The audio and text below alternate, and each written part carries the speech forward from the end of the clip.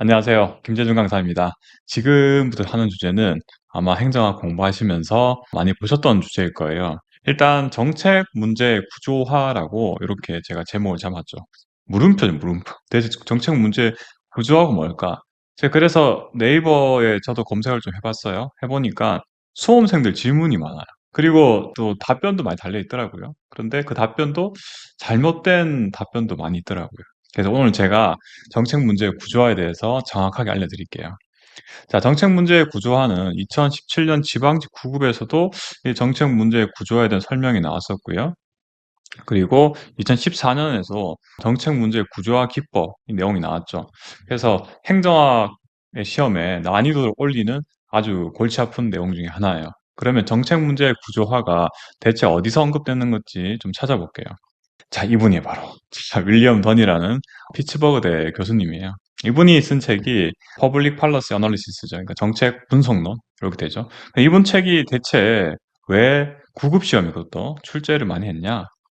사실은 이 책이 국내 번역본이 있어요. 번역본이 있어요. 참여하셨던 분들이 이 던 교수님의 제자들이에요. 그러니까 피츠버그 대학에서 박사학위를 받으신 분들이겠죠. 여기 보시면 이제 몇 분 이름 적혀 있을 거예요.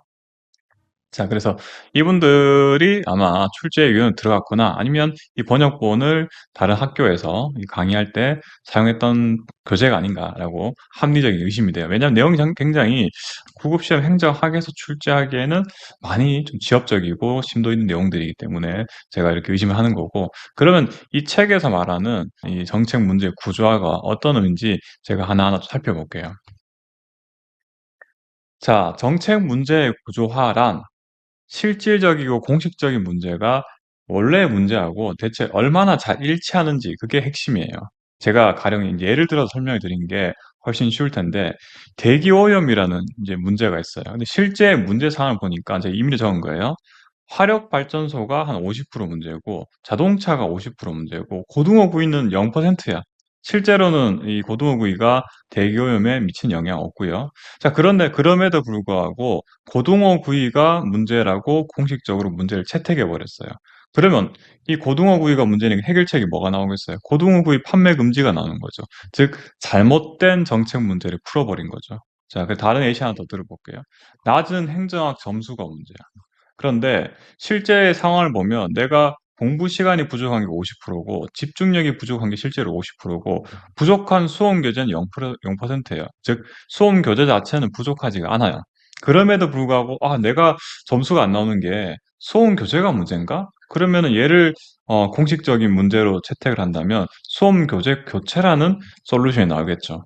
그래서 이 솔루션 자체가 틀렸다기보다는 잘못된 문제를 채택하면서 잘못된 문제를 푸는 상황이 발생하는 거죠. 자, 그래서 이 더닌 교수의 책을 보더라도 실제로 잘못된 해결책 자체가 잘못되는 게 아니라 애초에 실질적인 공식 문제 자체를 잘못 채택을 해서 잘못된 문제를 푸는 오류가 대부분이라고 얘기를 하고 있어요. 이걸 이제 제3종 오류라죠. 여러분들 아마 제1종 오류랑 제2종 오류 들어보셨을 거예요. 그래서 우리도 이제 수험생분들 많이 실수를 하시죠. 내가 사실은 공부 시간이 부족하거나 아니면은 내가 공부에 어떤 집중력이 부족함에도 불구하고 강사가 문제인가? 교재가 문제인가? 이렇게 바꾸시는 경우들이 많죠. 자, 이게 정책 문제를 잘못 구조하면 발생하는 문제고요. 자, 그러면 이제 던 교수의 정책 문제의 분류를 볼게요. 아마 앞에 선지에 잠깐 나왔을 거예요. 던 교수는 정책 문제를 세 가지로 좀 분류를 했어요. 그래서 구조화가 잘 된 문제, 그리고 어느 정도 구조화된 문제, 그리고 구조화가 잘 안 된 문제. 자, 세 가지 구분 기준. 일단은 정책 결정자 가지고 구분하시면 쉽게 접근을 할 수가 있어요. 이 정책 결정에 개입한 이해관계자가 이 구조화가 잘 된 문제 하나야. 한 명이 다 의사결정할 수 있는 거고 어느 정도 구조화가 된 것은 소수 몇 명의 이해관계자만 걸쳐 있는 거고 구조화가 잘 안 된 문제는 굉장히 다수의 이해관계자가 걸려 있는 거예요. 가령 뭐 이 전기차랄까 전기차. 전기차 보급 관련돼서도 많은 이해관계자가 있어요. 그러니까 예를 들어서 내연기관 부품을 생산하는 업체에서는 굉장히 반대할 테고, 환경단체들은 또 찬성을 할 테고, 그리고 뭐 정부 기관마다도 다 입장 차이가 겠죠. 그래서 이런 이해관계자가 많이 있는 문제 같은 경우에는 구조화가 잘 안 된 문제라고 했어요. 예시를 들어서 보는 게 좀 더 쉽겠죠. 구조화가 잘 된 문제 예시가 나왔는데, 여러분들 이 관공서에서 신차를 이제 신차로 교체해야 되는 경우가 있겠죠. 관용 차량을 신차로 교체를 해야 되는데 기존의 노후 차량을 신차로 교체하는 적정 타이밍이 분명히 있을 거예요. 경제적인 측면에서 이 강가, 차량의 강가 부분하고 또 수리비 등 이런 거 다 고려해서 적정 시점이 딱 도출이 되겠죠. 뭐 가령 딱 10년 정도 쓰면은 그때 좀 바꾸는 게 오히려 경제적인 측면에서 더 이득이 되는 시점이 있죠. 자, 이게 구조화가 잘 된 문제예요. 그러니까 누가 보더라도 정답이 딱 정해져 있는 거예요. 두 번째는 어느 정도 구조화가 된 문제예요. 예시 든 게 재수의 딜레마 있죠. 재수의 딜레마가 어떤가요? 각자 자신은 최선의 선택을 함에도 불구하고 결과적으로는 불리한 선택을 할 수밖에 없는 케이스죠. 그래서 개인적으로는 합리적 선택이 되더라도 집단적인 차원에서는 비합리적 결정을 할 수 있는 이런 경우들이 이제 어느 정도 구조화가 된 문제라고 보시면 돼요. 가령 이제 결론은 이렇게 나잖아요. 재수들이 서로 이제 부인하거나 아니면 이제 자백을 하는 건데 둘 다 결국은 자백하는 결과로 이어지게 되는 거죠. 세 번째는 구조화가 잘 안 된 문제야. 모두에게 이해관계자들한테 선호되는 유일한 정책 대안이 없어요. 앞서 말씀드렸던 예시처럼 환경 문제 같은 경우에 그냥 똑같은 뒤에도 말씀드리겠지만 동일한 상황에 대해서도 이해관계자들 간 생각이 다 달라요. 가령 뭐 대기오염 정도가 5%야. 그러면은 환경단체에서는 이거 심각하다고 얘기를 할 거고, 예를 들어서 뭐 종이업체에서는 이거 그냥 5% 정도면 크게 문제가 없다는 식으로 얘기할 거고, 또 관련 전문가들마다 각자의 이해관계가 있기 때문에 동일한 이 데이터를 가지고도 달리 이해를 할 수밖에 없어요. 그러기 때문에 유일한 정책 대안 자체가 선택하는 게 역시 어렵고, 정책 결정이 결국은 이 이해관계자들 간의 흥정이나 경쟁을 통해서 결정될 수밖에 없다라고 하고 있어요. 자, 그러면 이 정책 문제의 구조화 단계를 볼게요. 구조화 단계는 크게 네 가지로 구분할 수 있는데, 일단은 문제를 감지를 해야겠죠. 가령 이제 대기오염 문제가 있다. 대기오염에 대해서 국민들의 걱정, 뭐 여론 이런 것들이 문제를 감지하는 차원이 될 테고요. 그 문제를 찾아보는 거예요. 대체 대기오염이 어떤 게 주요한 원인인지 탐색을 해보는 건데, 가령 발전소라든가 아니면 뭐 자동차라든가 아까 말도 안 되지만 고도구이라든가 뭐 이런 것들이 문제의 탐색 범위에 들어오겠죠. 세 번째는 문제를 정의해 보는 거예요. 이제 발전소나 자동차 고동을 다 확인해 보니까 사실 얘네들은 크게 의미가 없고 실제로는 이 내연기관 자동차가 너무 많은 게 문제더라. 라고 이제 문제를 정의를 했고요. 마지막으로 문제의 구체화 단계를 들어가요. 그러니까 대체 그럼 대기오염하고 자동차 수하고 어떤 관계가 있을까? 하나의 어떤 간단한 뭐 산식을 하나 만들어 볼 수도 있겠죠. 그래서 대기오염도 가령 이제 얘가 Y다. 그러면 자동차 수하고 뭐 이런 관계가 있다. 이렇게 문제를 구체화시켜 볼 수 있겠죠. 여러 가지 방법의 구체 방법이 있어요. 제가 간단한 산식으로 저는 구체를 해봤고요. 자, 그래서 전체 네 가지 단계로 진행이 되죠. 자, 이제 제일 어려운 게 정책 문제의 구조화 기법이죠. 이제 앞서 이제 뭐 구급 문제에도 출제가 됐었고 사실은 이 구급 7급 문제뿐만 아니라 국회 문제 이런 데서도 한 번씩 언급이 되고 있는 내용이에요. 자, 일단 여기 나온 그 구조화 기법은 철저히 그동 교수의 정책 분석론에 명확하게 설명이 돼 있어요. 그게 다르게 이해하시면 안 돼요. 그러니까 이해되셨죠? 그러니까 동 교수가 이 경계 분석이라는 표현을 쓰고 설명한 거기 때문에 이 동 교수의 책에 있는 내용을 그대로 잘 이해하시는 게 정확한 이해 방법이겠죠. 이게 제가 이 경계 분석해가지고 제가 국내 사례를 좀 찾아보려고 하니까 오히려 이제 수험생들이 질문을 많이 하고 잘못된 답변이 정말 많더라고요. 그래서 제가 좀 강조해서 말씀드렸고, 그럼 대체 경계 분석이 어떤 거냐면 이런 거예요. 자, 이거 표를 제가 하나 그렸어요. 사실 이 동 교수의 책에 있는 표인데 제가 이렇게 좀 간단하게 좀 그렸어요.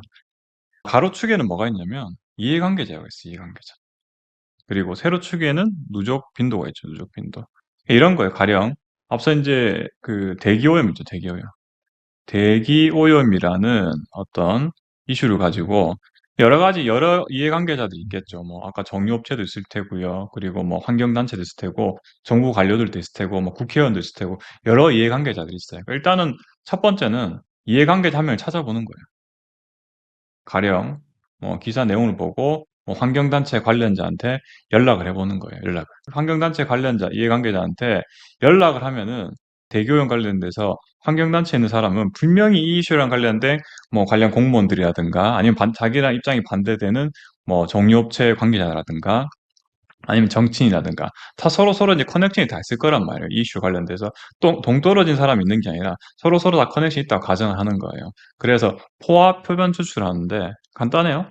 처음에 첫 번째 환경 그 단체 이해관계자한테 "너가 혹시 이 이슈에 대해서 아는 사람 있어?" 딱 물어보는 거죠. 그럼 그 사람이 몇 명 추천하겠죠? 그러면 이제 다른 사람이 나올 거고요. 또 이 사람한테 물어보는 거예요. "혹시 이 대교용 관련돼서 이해관계자가 어떤 사람들이 있을까라고 또 물어보는 거예요. 이런 식으로 몇 번 하다 보면은 결국은 이해관계자들이 다 나온다는 거예요. 전혀 동떨어진 사람이 없다는, 다 커넥션이 되어 있다고 가정하고죠. 이런 식으로 해서 이 이해관계자들을 다 이제 확인을 하고요. 그럼 이해관계자들별로 입장이 있겠죠. 이 환경 문제에 대해서. 환경 문제, 특히 이제 대기 오염의 원인이 무엇일까? 서로 다른 이야기를 할 거예요, 분명히. 그래서 이제 이게 이제 제가 좀 세부적으로 설명드릴 내용인데, 첫 번째 이해관계자한테 물어보는 거예요. 예를 들어 환경단체에 뭐 근무하는 이해관계자를 해볼게요. 이 사람 어떤 얘기할 거냐면, 가령 뭐 내연기관차가 너무 많아. 그다음 화력 발전도 문제가 있어. 뭐 기타 여러 가지 이유는 쭉 될 거예요. 그 예를 들어서 첫 번째 이해관계자가 가령 뭐 한 5개 정도 이유를 댔어요. 이 대기오염과 관련된 문제에 대해서. 그런 다음에 두 번째 이해관계자한테 물어보는 거예요. 앞에 첫 번째 이해관계자가 한 5개 정도 그 이유를 댔어. 그러면 그 겹치는 거 말고 새로운 어떤 그 문제점 이야기해봐. 그래서 두 번째 이해관계자가 첫 번째 이해관계자가 했던 얘기 말고 새로운 거 한 3개 정도 더 얘기를 하는 거예요. 이런 식으로 세 번째 이해관계자한테 물어보는 거예요. 아무래도 앞에 이제 이야기가 뭐 나왔던 그 내용들이 점점 이제 겹치다 보니까 새로운 어떤 그 문제는 점점 줄어들겠죠. 그래서 뭐 나중에 가니까 새로운 게 안 나오는 거야. 뒤에 가서는 결국 이제 뭐 고등어구이 이런 게 나오는 거지. 이런 거는 이제 인과관계 크게 없을 테니까 이거 빼버리고. 결국은 쭉 나오다 보면 뭐 처음에 5개 나왔다가 그다음 3개, 그다음 새로운 아이디어가 2개, 1개 나오다 보면 이제 결국 새로운 게 안 나오는 범위가 오겠죠. 이거를 이제 누적을 해서 보면은 처음에 5개, 그다음에 8개, 그다음에 뭐 10개 이런 식으로 하다 보면 이 누적 빈도예요. 이 빨간색 그래프가 누적 빈도가 처음에는 그렇게 올라가다가 점점 수평이 되겠죠. 그러다 보면 이제 완벽하게 수평이 되는 이 경계가 있을 거예요. 이 경계를 찾는 거예요. 자, 그러면 경계를 잘 찾으면은 이 문제가 될 수 있는 가능성 있는 애들은 다 찾은 거겠죠. 자, 이게 경계 분석이에요. 경계 분석. 그래서 문제의 경계, 그러니까 이 이해관계자들이 생각하는 원인들을 다 찾아보는 거예요. 새로운 의견이 없을 때까지. 첫 번째였고요. 두 번째요. 분류 분석이요. 분류 분석. 분류 분석은 추상적인 문제를 구체적인 요소들로 구분하는 방법이라고 돼 있죠. 자, 어떤 말이냐면 가령 제가 비유를 들어서 쓰는 게 쉬울 것 같아서 여러분들의 시험 성적이 문제라고 생각을 하고 있어요. 그런데 그 대체가 뭐 어떤 게 어디부터가 문제고 어디부터는 문제가 아닌지 일단 첫 번째 기준이 필요하죠. 그래서 제가 임의로 잡았어요. 90점 이상이면 문제가 아니야. 그리고 90점 미만이 문제인 거야. 그래서 90점 이상인 거 보니까 국어나 영어, 한국사, 행정법은 90점 이상에서 얘는 문제가 아니고요. 그다음 행정학만 문제네. 90점 미만이니까. 그리고 행정학도 좀 더 이 파트별로 세분화하니까 가령 3개만 있다 가정했을 때 총론이나 정책, 조직으로 또 분할을 할 수가 있죠. 그래서 총론은 50점, 정책은 90점, 조직은 60점. 아, 이 행정학 내에서도 세부적으로 좀 분할해 보니까 총론하고 조직이 문제네. 자, 이런 식으로 논리적 분할을 해 나가는 방법이 분류 분석이에요. 분류 분석. 자, 가령 제가 이제 이건 비유를 들어서 작성한 사례고, 실제로 동 교수의 책에는 빈곤이죠, 빈곤. 빈곤을 적어서, 빈곤에서 가령 뭐 만불 이하다. 1년 수입 만불 이하면 이 빈곤층이라고, 만불 이상이면 빈곤층이 아니죠. 그리고 빈곤층 내에서도 만불 이하에 받는 빈곤층 내에서도 연령별로 또 분리를 하는 거예요, 연령별로. 이런 식으로. 자, 이게 분류 분석이고, 점점 세분화해 나가는 것을 논리적 분할이라고 해요. 논리적 분할. 제가 하는 말이 아니라 동 교수가 쓰는 표현이에요. 세 번째는 계층 분석이에요. 계층 분석도 분류 분석과 기본적인 뭐 메커니즘은 동일해요.